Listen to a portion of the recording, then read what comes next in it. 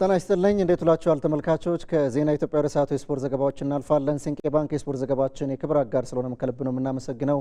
ከስፖርታዊ ዜናዎቹ ጋር ተመስገን አልባቸው ነኝ።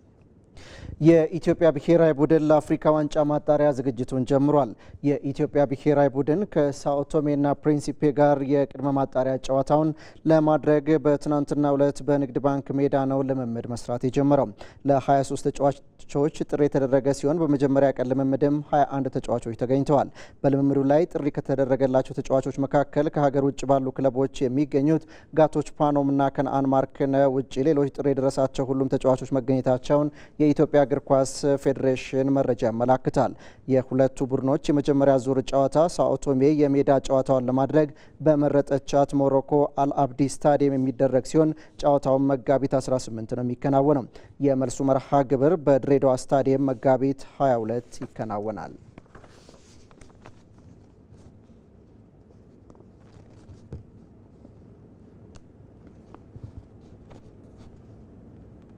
በ19ኛው ሳምንት የኢትዮጵያ ሴቶች ፕሪሚየር ሊግ ተጠባቂው የኢትዮ ኤሌክትሪክና የሐዋሳ ከተማ ጨዋታ 1-1 ተጠናቀቀ።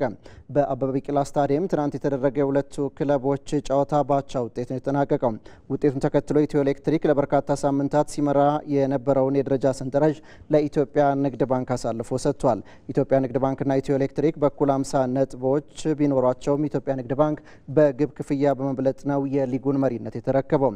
በሌላ ጨዋታ ባህር ዳር ከተማ በአይና መኮንን ብቸኛ ግብ አርባ ምንጭ ከተማን ከተከታታይ ነጥብ መጣል በኋላ አሸንፏል። ሸገር ከተማ ከድሬዳዋ ከተማ ያደረጉት ጨዋታ 1-1 ነው የተጠናቀቀው። ህይወት አመንቴ ለድሬዳዋ ከተማ፣ ማርታ ወልዴ ደግሞ ለሸገር ከተማ ኳስና መረብን ያገናኙ ተጫዋቾች ናቸው።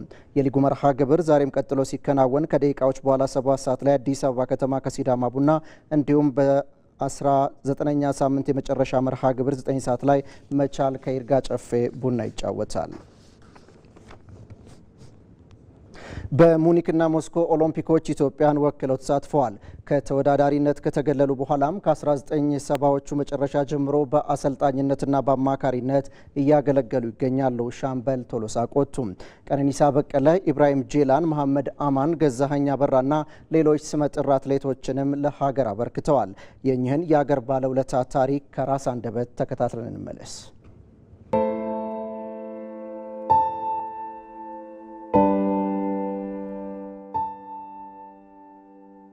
የተወለድኩት እዚሁ ከሰበታ በታች ድሮ ያው ሸዋ ክፍለ ሀገር የሚባለው ነው። ገጃ ሬዲዮ ጣቢያ አለ፣ እዛ ጋር ነው የተወለድኩት። ያው በዛን ጊዜ እንግዲህ ስፖርት በጣም ተወዳጅ ነበረ። በሁሉም ትምህርት ቤቶች ስፖርት ውድድሮች ይደረጋሉ። 2 ዙር ምናምን ዙሩ ተባለ። ትልቅ ነው ግቢው። ስለዚህ አንደኛ ወጣው፣ ሳላቅ ነው አንደኛ ወጣው። የመጨረሻ ቀንም እንዴት ትልልቆች ከኔ ይበልጡ ነበር፣ እንዴት ይቀድመናል፣ አጥር ስር ሸውዶ ነው አሉ። አይ ብሎ አስተማሪዎች የመጨረሻ ቀን ዙራውን አጥሩ ዙራ ቆሞ ተወዳደርኩ፣ አንደኛ ወጣው። ከዛ በኋላ ያው በየትምህርት ቤቱ የስፖርት አስተማሪዎች አሉ። ኢትዮጵያ ትምህርት ቤቶች ውድድር ነበረ ከክፍለ ሀገር ጋር የሚወዳደሩት ማለት ነው። ስለዚህ አዲስ አበባ ወክዬ ተወዳደርኩ። በ800 ሜትር የተሻለ 4ኛ ነው 3ኛ ነው የወጣሁት። እንዳውም ትዝ ይለኛል። በ63 ዓመተ ምህረት ነው እንግዲህ እኔ ወደዚህ ወደ ብሔራዊ የገባሁት 2 ዓመት በኋላ ማለት ነው። ወደዛ ገባው። ከዛ በኋላ ብሔራዊ ነው የምንሰለጥነው። በ64 ሚኒ ኦሎምፒክ ተሰለፍኩ ማለት ነው። ገና ወጣትም ስለሆንኩ እኔ ምንም እንትን አልነበረኝም፣ ማጣሪያ አላለፍኩም። ከዛ በኋላ ያው ሞንትሪያል ኦሎምፒክ ነበር ካናዳ። ሞንትሪያል ደግሞ ቦይኮት ተደረገ እንደምታውቀው። ያው ከደቡብ አፍሪካ ጋር ያለው ነፃ አልወጣችም ደቡብ አፍሪካ። በዛ ምክንያት እዛ ሄድን ሞንትሪያል ኦሎምፒክ ካናዳ ሄድን፣ ተመልሰን መጣን። ከዛ በኋላ መስኮ ኦሎምፒክ ላይ ያው ጥሩ ተዘጋጅተን ነው ሄድነው። እንደውም መስኮ ኦሎምፒክ ላይ እኔ በ5000 ሜትር ነው ተዘጋጀሁት። እዛ ትደርስ አሰልጣኙ 10000 ሜትር ሁለት ሰው ምሩጽና መሐመድ ብቻ ስለሆኑ አንተ እንድትገባ አለኝ። ምንም ያው ትእዛዝ ነው፣ ያን ጊዜ ማክበር ነው። ያው ምሩጽ አንደኛ ሆነ፣ መሐመድ 3ኛ፣ እኔ 4ኛ ነው። አንድ ሰው ነው ማለችን የገባውና አሰልጣኞቻችን ያው ስፔንም ቋንቋም ችግር ስላለ ይሁን አንድ ዙር ነው የሚባለው። ከዙ ከመግቢያው ትንሽ አለፍ ብለን ስለተነሳን ያንን ቆጠሩ አሰልጣኞቻችን ማለት ነው። ስለዚህ ያ ውድድር እኛ ተከታትለን አራተኛው ዙር ላይ እርስ በርሳችን ተጨራርሰን ገባን ጨረስን ብለን አንድ ዙር ይቀራል አሉ። አረንጓዴ ጎርፍ የተባለው ተከታትለን አረንጓዴ ለብስ ስለነበረ ግሪን ፍሉድ ብሎ አናውንሰሩ ይናገራል። ከዛ ጨረስን ብለን ቁጭ ስንል አንድ ዙር ይቀራል ብሎ ተደወለ። ከዛ ተነስተን ሮጥ ከዛ በኋላ ተነስተን ሮጠን በቡድን አንደኛው በእኛ አቆጣጠር ወደ 78 አካባቢ ነው የጀመርኩት ማለት ነው አሰልጣኝነት። ሎስ አንጀለስ እንቀር ነው።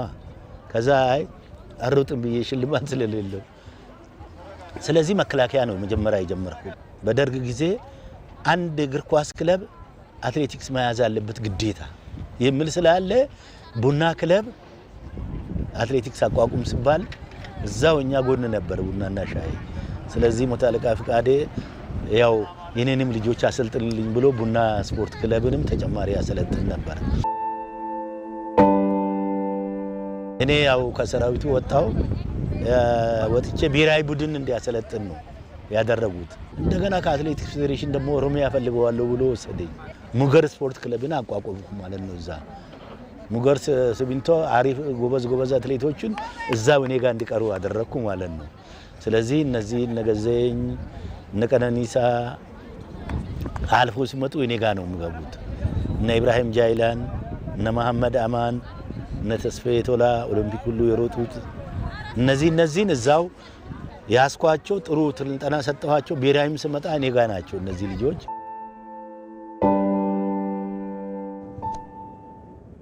የዓለም አትሌቲክስ የቤት ውስጥ ሻምፒዮና አርብ ፖላንድ ቶሩን ይጀመራል።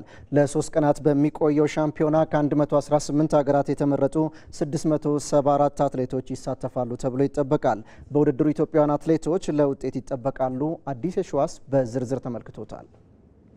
የዓለም አትሌቲክስ የቤት ውስጥ ሻምፒዮና የፊታችን አርብ በፖላንድ ቶሩን ይጀምራል። ለ3 ቀናት በሚቆየው በዚህ ሻምፒዮና ከ118 ሀገራት የተመረጡ 345 ወንድና 329 ሴቶች በድምሩ 674 አትሌቶች ይካፈላሉ። በቶሩን ኩጃውስኮ ፓሞርስካ አሬና በሚከናወነው ሻምፒዮና የ2024ቱ የፓሪስ ኦሎምፒክ ባለድሎች፣ የቶኪዮ 2025 የዓለም ሻምፒዮናዎችና በርካታ የዓለም ክብረ ወሰን ባለቤቶች ለተጨማሪ ድል ይፎካከራሉ። ባሳለፍነው ዓመት በቻይናዋ ናንጂንግ ከተማ በተካሄደው የዓለም የቤቱ ሻምፒዮና ወርቅ ያሸነፉ 12 አትሌቶች በዚህ ዓመትም ክብራቸውን ለማስጠበቅ ወደ ቶሩን ያቀናሉ። ከ60 ሜትር መሰናክል እስከ ከፍታ ዝላይ እንዲሁም በጦር ውርወራና በመሰናክል ውድድሮች ውጤታማ የሆኑ 9 የኦሎምፒክና 11 የዓለም ሻምፒዮና የወርቅ ሜዳሊስቶች የፖላንዷን ቶሩንን ለ3 ቀናት ያደምቃሉ።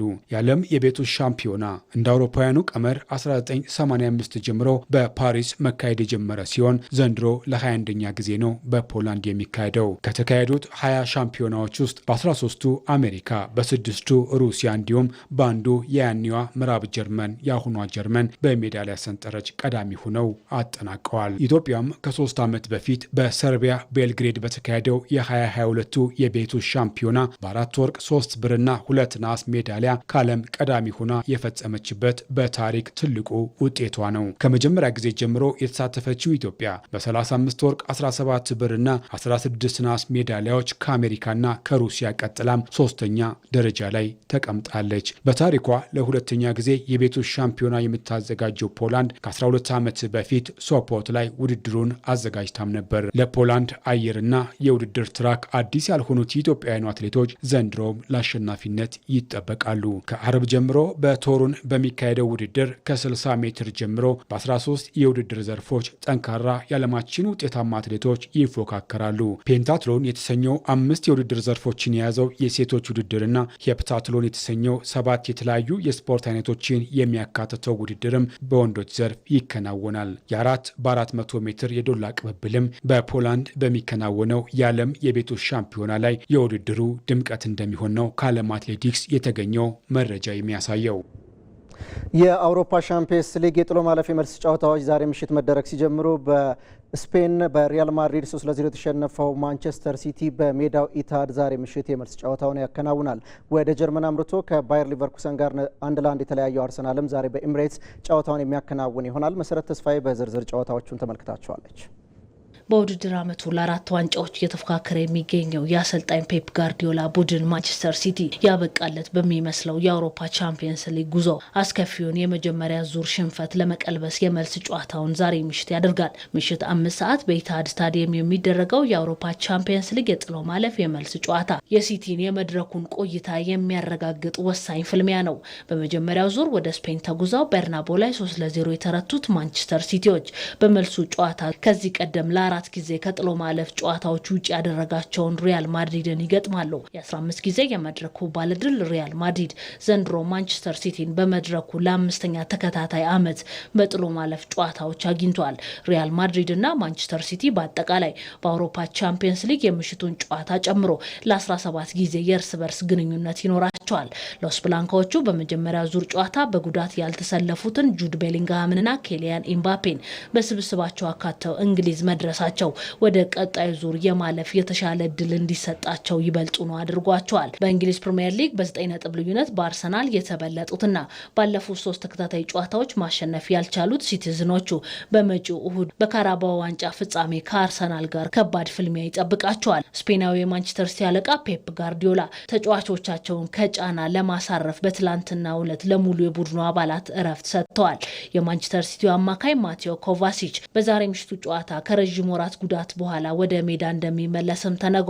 ኮቫሲች በጨዋታው ተቀይሮ በመግባት ይጫወታል ተብሎም ይጠበቃል። ጆስኮ ገቫርዲዮልና ሳቪኒሆ ደግሞ አሁንም በሲቲ በኩል በጉዳት የምሽቱ ጨዋታ የሚያልፋቸው ተጫዋቾች ሆነዋል። በመጀመሪያ ዙር ጨዋታ ያለበርካታ ወሳኝ ተጫዋቾቹ ሲቲን የረታው የሪያል ማድሪዱ አሰልጣኝ አርቤላኦ የምሽቱን ጨዋታ የማሸነፍም ከ80 በመቶ በላይ ግምት ሰጥቶታል። ሪያል ማድሪድ በጥሎ ማለፍ የመጀመሪያ ዙር ጨዋታ 3 እና ከዛ በላይ ግቦችን አስቆጥሮ ባሸነፈባቸው 35 የአውሮፓ ቻምፒየንስ ሊግ ጨዋታዎች በሁሉም ወደ ቀጣዩ ዙር አልፏል። ዛሬ ምሽት በሚደረግ ሌላ የጥሎ ማለፍ የመልስ ጨዋታ ምሽቱ 2:45 ፖርቹጋል ላይ ቦዶ ግሊምት ከስፖርቲንግ ሊዝበን ይጫወታሉ። የዘንድሮ የአውሮፓ ቻምፒየንስ ሊግ ክስተት የሆነው ቦዶ ግሊምት በውድድሩ ቅድመ ጥሎ ማለፍ ኢንተር ሚላንን በድምር ውጤት 5-2 ታሸንፎ ጥሎ ማለፉን ተቀላቅሏል። የኖርዌው ክለብ በውድድሩ በዙር ጨዋታዎችም ቢሆን አትሌቲኮ ማድሪድና ማንቸስተር ሲቲን የመሳሰሉ ጠንካራ ቡድኖችን አሸንፎ አስደናቂ ጉዞ ላይ ይገኛል። በታሪካቸው ለመጀመሪያ ጊዜ በአውሮፓ ቻምፒየንስ ሊግ ጥሎ ማለፍ የገቡት ቦዶ ግሊምቶች በጨዋታው አቻ መውጣት አሊያም እስከ 2-0 መሸነፍ በቀጥታ ሩብ ፍጻሜውን እንዲቀላቀሉ ያደርጋቸዋል። በሌላ የአውሮፓ ሻምፒየንስ ሊግ ጨዋታ ውጤቱን መቀልበስ ከባድ የቤት ስራ ቢሆንም የማይቻል ግን አይደለም ሲሉ የቼልሲው አሰልጣኝ ሊያም ሮሰኒየር ተናግረዋል። በአውሮፓ ሻምፒየንስ ሊግ የጥሎ ማለፍ የመልስ ጨዋታ ዛሬ በቼልሲ በሜዳው ከፓሪስ ሴን ጀርማ ጋር ጨዋታውን ያደርጋል። ፓሪስ ላይ በተደረገው ጨዋታ ፓሪስ ሴን ጀርማ 5-2 መርታቱ ይታወሳል። ሌሎች የአውሮፓ ሻምፒየንስ ሊግ ጨዋታዎችን አካቶ ዮሴፍ ሹምዬ ተከታዩን አዘጋጅቷል። የተለየ ታሪክ ለመስራት እድሉ አለን። ቡድኔ ሁሉንም ነገር ለማድረግ ተዘጋጅቷል። ከባድ ቢሆንም የማይቻል ግን አይደለም። የቼልሲው አሰልጣኝ ሊያም ሮሴኒየር ከዛሬው ተጠባቂ መልስ ጨዋታ አስቀድመው የሰጡት አስተያየት ነው። በፓሪስ 5-2 የተረቱት ሰማያዊዎቹ በሜዳቸው ውጤቱን የመቀልበስ ከባድ የቤት ስራን ይዘው ፓሪስ ሰን ጀርመን ይገጥማሉ። ቼልሲ በአውሮፓ መድረክ በታሪኩ በ3 ጎል ልዩነት የተረታበትን ጨዋታ በመልሱ መርሃ ግብር የመቀልበስ ኃላፊነት የወደቀበት አንድ ጊዜ ብቻ ነው። በ1985 ሪያል ዘራጎዛን በለንደን የ3 ጎል ልዩነቱን ለመቀልበስ ተጫውተው 3-1 በሆነ ውጤት ቢያሸንፉም ቀጣዩን ዙር አልተቀላቀሉም። ሰማያዊዎቹ ዛሬ ታዲያ በታሪካቸው ለመጀመሪያ ጊዜ በ3 ጎል ልዩነት የተረቱበትን ጨዋታ ለመቀልበስ ይጫወታሉ። ቡድኑ አሁን ላይ ባለው አቋም በሜዳውና ደጋፊዎቹ ፊት የ5-2ቱን ውጤት መቀልበስ ይችላሉ የሚለውም አጠያቂ ነው። ቼልሲ በሳምንቱ መጨረሻ በሊጉ በኒውካስትል 1-0 ተረቷል። ፓሪስ ሰን ጀርመን በአንጻሩ በፈረንሳይ ሊግ 1 እረፍት ተሰጥቶት ነበር። ቡድኑ ወደ ስታንፎርድ ብሪጅ ተጉዞ ከዚህ ቀደም 4 ጨዋታዎችን ሲያደርግ በአንዱ ብቻም ተሸንፏል። አሸንፏል። የሉዊስ ኤንሪኬ ቡድን የዛሬውን ጨዋታም አንድ እግሩን ወደ ቀጣይ ዙር አስገብቶ የሚያደርገው ነው ተብሎለታል። 7 ጎሎች በተቆጠሩበት የመጀመሪያው ዙር ጨዋታ ጥሩ ምሽትን ያላሳለፈው የቼልሲው ግብ ጠባቂ ፊሊፕ የርጊንሰን በጉዳት ምክንያት ዛሬ አይሰለፍም። ፒኤስጂ ደግሞ በመጀመሪያው ዙር 5 ጎሎችን ያስቆጠረው ስብስቡን ሙሉ ለሙሉ ይጠቀማል። በጨዋታው ከባድ የቤት ስራ የሚጠብቀው ቼልሲ ከመጀመሪያው ደቂቃ አንስቶ አጥቅቶ መጫወትም ይኖርበታል። የሰማያዊዎቹ የፊት መስመርም ጠንካራ የሚባል ነው። በፓሪስ 2 ጎሎችን ማስቆጠሩም ለዚህ ማሳያ ይሆናል። ለሊያም ሮሴኔር ትልቁ ፈተና ታዲያ አስደናቂ የፊት መስመር ያለው ፓሪስ ሰን ጀርመን ተጭነው ሲጫወቱ ከኋላ የሚፈጠረውን ክፍተት እንዴት ሊሸፍኑት ይችላሉ የሚለው ይሆናል። ፓሪስ ሰን ጀርመን በዚህ ዓመት በቀላሉ ግቦች የሚቆጠሩበት ቢሆንም የባላንዶር አሸናፊው ኦስማን ዴምቤሌ፣ ዴዝሪ ዲዮና ኪቭቻ ክቫራትስኬሊያን ጨምሮ በርካታ ከዋክብትን የያዘው የፊት መስመሩ ሰማያዊዎቹ ላይ ተጨማሪ ግብ የማስቆጠር ሰፊ እድል አለው። ቼልሲ በታሪኩ ለመጀመሪያ ጊዜ በ3 ጎል ልዩነት የተረታበትን ጨዋታ ለመቀልበስ ፓሪስ ሰን ጀርመን ደግሞ ያለፈው ዓመት ክብሩን ለማስጠበቅ ምሽት 5 ሰዓት ላይ የሚያደርጉት ጨዋታም በጉጉት ይጠበቃል። በሌላ የሻምፒዮንስ ሊጉ የጥሎ ማለፍ የመልስ ጨዋታ አርሰናል በሜዳው ባየር ሌቨርኩሰንን ይገጥማል። ጀርመን ላይ አንዳቸው የተለያዩት መድፈኞቹ ወደ ቀጣይ ዙር ማለፍ ሰፊ ግምትንም ወስደዋል። በሜዳቸው ባደረጓቸው ያለፉት 16 ጨዋታዎች 13ቱን በአሸናፊነት የተወጣው የማይክል አርቴታ ስብስብ ዛሬም የጀርመኑን ተወካይ አሸንፎ 8ቱን የመቀላቀል እድሉ ሰፊ ነው ተብሏል። የእንግሊዝ ቡድኖችን በገጠመባቸው ያለፉት 11 ጨዋታዎች በ8ቱ የተረታው ባየር ሌቨርኩሰን ደግሞ መጥፎ ታሪኩን ለመቀየር መድፈኞቹን በሜዳቸው ይፈትናል። በቅርቡ ማንቸስተር ሲቲን 2-0 ያሸነፈበት ጨዋታም የሞራል ስንቅ እንደሚሆነው ይጠበቃል። በዛ ላይ ባለፉት 4 የሻምፒዮንስ ሊግ ጨዋታዎቻቸው በካይ ሃቨርትዝ ከተቆጠረባቸው ፍጹም ቅጣት ምት ውጪ መረባቸውን አላስደፈሩም። ዓመቱን በ4 ዋንጫ ለማጠናቀቅ ጥሩ ጉዞ ላይ የሚገኙት መድፈኞቹ በምሽቱ ጨዋታ ማርቲን ኦዴጋርድ፣ ሊዮናርዶ ትሮሳርድ እና ሚካኤል ሜሪኖን አይጠቀሙም። ባየር ሌቨርኩሰንም ማርክ ፍሌከንን እና ሉካስ ቫስኬስን በጉዳት አያገኝም። ክቡራን ተመልካቾች ለዜና ኢትዮጵያ የተዘጋጁ ስፖርታዊ መረጃዎቻችን በዚያ በቁ። በያላችሁበት ሰላም